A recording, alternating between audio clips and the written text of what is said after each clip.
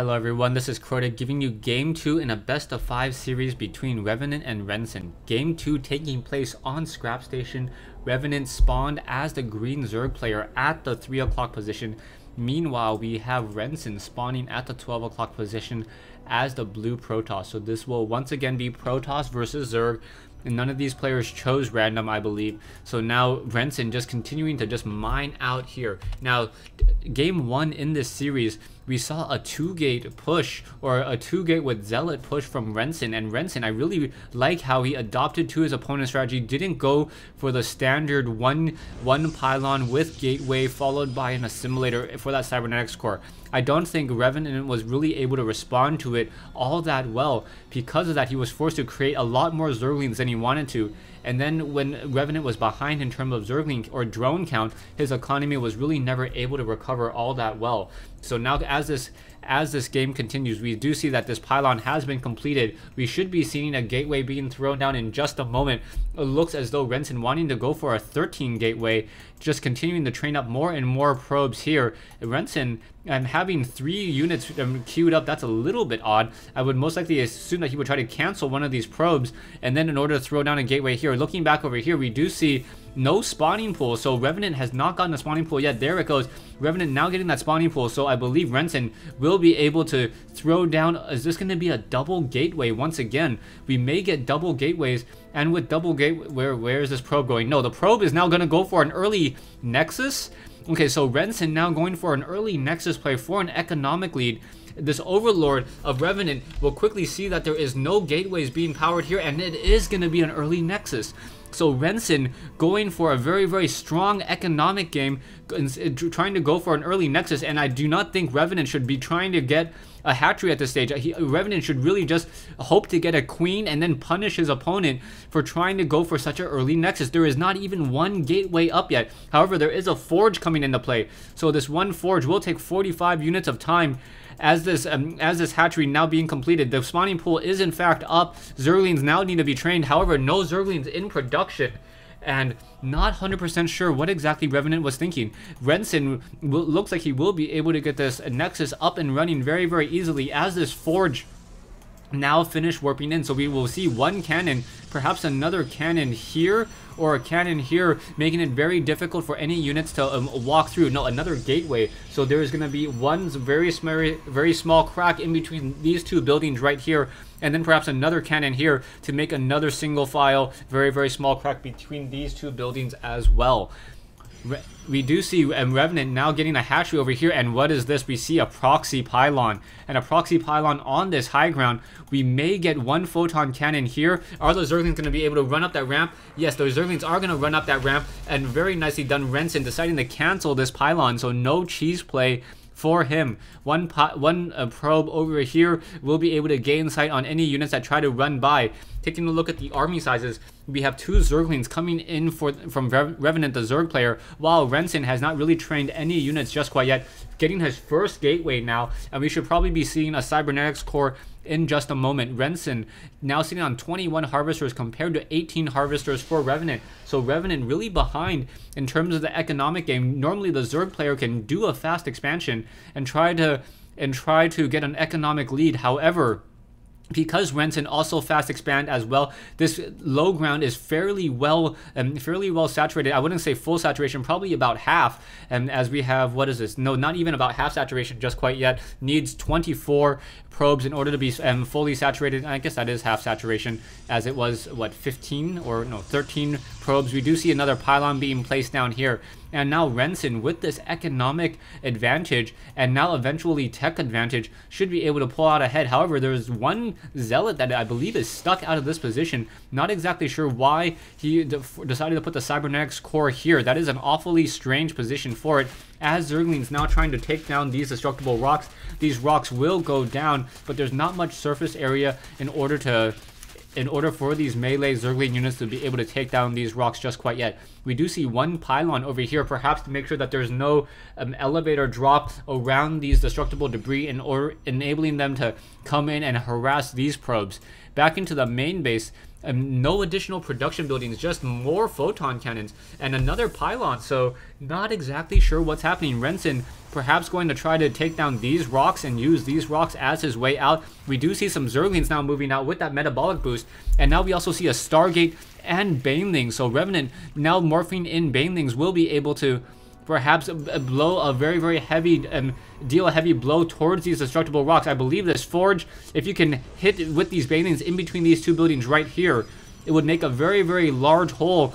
And as soon as there's this large hole explodes, you can go ahead and run these Zerglings straight through. He'll have her one Baneling just trying to come in, able to take down one pylon, and that was it. Maybe a couple of those Zealots, and that is it. Zerglings now trying to escape. However, Zealots and these photon cannons will be able to finish off that fight.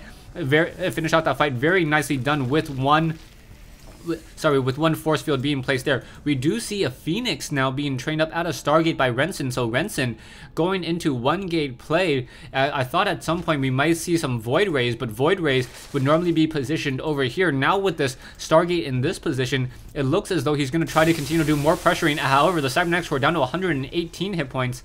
While this Cybernetics Core very low on hit points, may take some additional damage. Are we going to get more Banelings? So Banelings now, 2 additional Banelings now being hatched. Needs more Banelings if he really wants to be able to take down the Cybernetics Core, as the shields are now starting to recharge.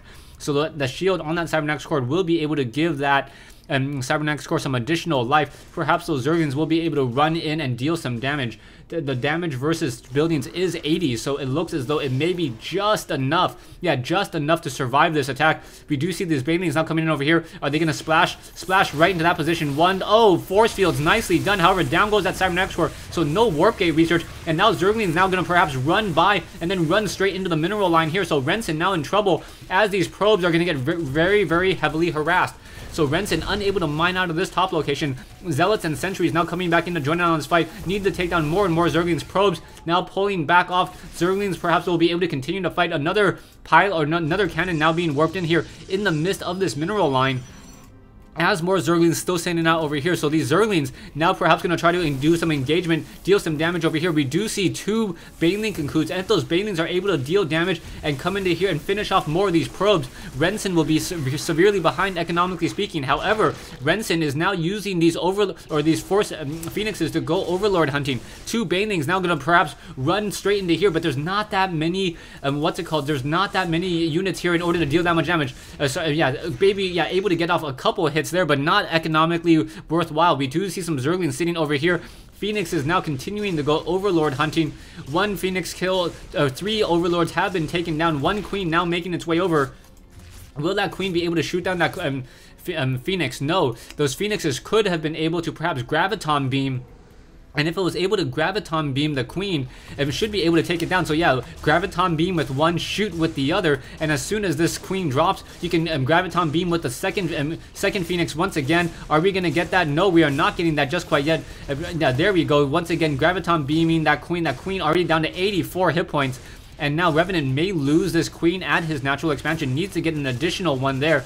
Perhaps get another Graviton Beam. Yeah, there we go. There's that Graviton Beam. A third Phoenix now coming in to engage. But now 2 Queens over here on this low ground. 1 Spine Crawler and a lot of harassment as these Phoenixes just going Overlord hunting. Able to supply lock constantly Revenant. Revenant may lose another 3 Overlords here. And that is going to hurt Revenant once again. He's been spending a lot of his minerals on Overlords and a lot of his larvae on Overlords as well. We know a transfusion now coming in. Are we going to get a Graviton Beam? No, 4 Phoenixes now. So 4 Phoenixes will be able to Graviton Beam if they decide to. So down goes another Overlord.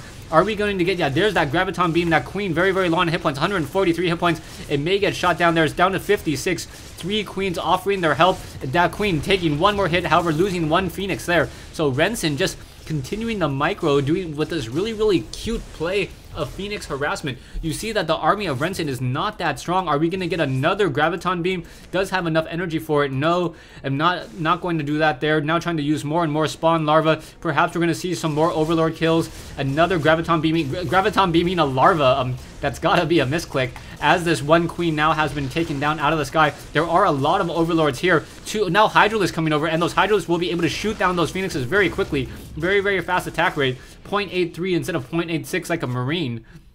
So a Hydralisk actually attacks faster than a Marine when that Marine is not stimmed. We do see Zerglings now taking down one of these pylons down over here as these Phoenixes continuing to just clean up the number of Overlords that have been in the air. Taking a look at the losses, 3,750 losses for Revenant versus 2,700.